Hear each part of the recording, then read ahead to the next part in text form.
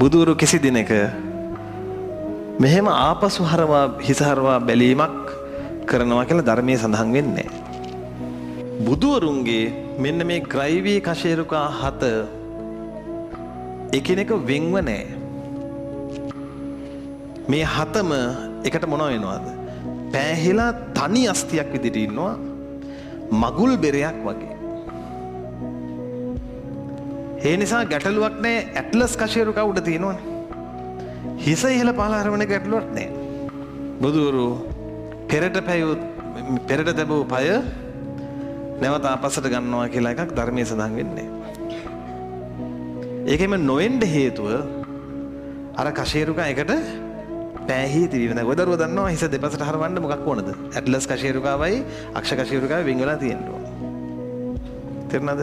ඒ නිසා බුදුවරු ආපසු හැරෙනවාම නම් හැරෙන්නේ දේහයමයි. තේරුණාද? මුළු දේහයම හරවා බලන එක හරි. ඒ නිසා ඒකට කියනවා නාගාවලෝකනය. සාමාන්‍යයෙන් බුදුරජාන් වහන්සේලා එහෙම හැම වෙලෙම නාගාවලෝකනය කරන්නේත් නෑ. යම් කෙනෙක් උදෙසා තමයි කරන්නේ. ඒකෙම කරන්න වුණොත් ඒ කෙනාට ඒක ලොකු අනර්ථයක්. එතකොට බුදුරජාන් වහන්සේගේ ශ්‍රී දේහයේ දැල්වෙන චිතකයේ වෙලාවේ චිතකයේ දැල්වලා ඉවරුණාට පස්සේ තමයි කියන උන්වහන්සේගේ ධාතුන් වහන්සේලා වෙනම වෙන් වෙලා ගියා. ඊට පස්සේ තමයි ද්‍රෝණ බමුණ ඇවිල්ලා මේව වෙන් කළේ. හැබැයි චිතකයේ දැල්වෙන මොහොතේ දැල්වෙන චිතකයට තමන් 이르දියෙන් තමන්ගේ ඒ අනුභවයෙන් දැල්වෙන චිතකයෙන් මේ ධාතුන් වහන්සේව ගත්තා කියනවා සරබූ කියලා මහරහතන් වහන්සේ තමයි. සරබූ මහරහතන් වහන්සේ මේ ග්‍රීවා ධාතුන් වහන්සේව අරගෙන ඉන්දියාවේ ඉඳන් ලංකාවට 이르දියෙන් වැඩම කරලා ඒ වෙනකොට බුදුරජාණන් වහන්සේ ලංකාවට වැඩි මේ කලින් වැඩියනේ. ඒ වෙනකොට මහියංගනේ සෑය හැදිලා තිබ්බේ. කවුද හැදුවේ? බුදුරජාණන් වහන්සේගේ කේශ ධාතු ඉල්ලගෙන ඒ ධාතුන් වහන්සේලා නිදන් කළා. සුමන සමන් දෙවියන් විසින් තමයි පළමු කොට මැණිකෙන් සෑය තැනුවේ.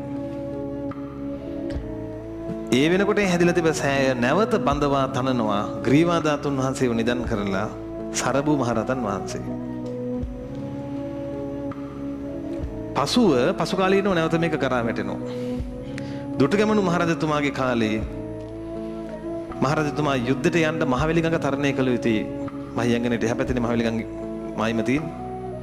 තරණය කරන්න යනකොට දැක්කා කරා වැටුණු සෑය. ඇහුවා කාගේද කියලා. දැනගත්තා. රාජාභරණ පැත්තකින් තියලා ආයුධ පැත්තකින් තියලා සෑය ළඟට ගිහිල්ලා පොරොන්දුවක් වෙනවා.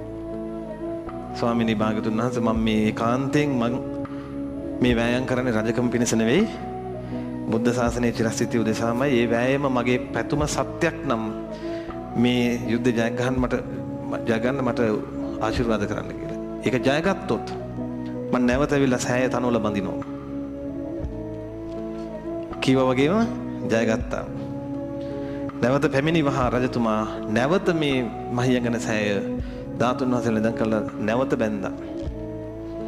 පළමු කොට දෙවි කෙනෙකුන් විසිනුත් දෙවනු කොට ජීවමාන මහරහතන් වහන්සේ නමක් විසිනුත් දෙවනු කොට ලංකාව එක්සේසත් කළ මහරජතුමා විසිනුත් තනෝ සෑයක් වේ නම් මහියංගන සෑය විතරයි.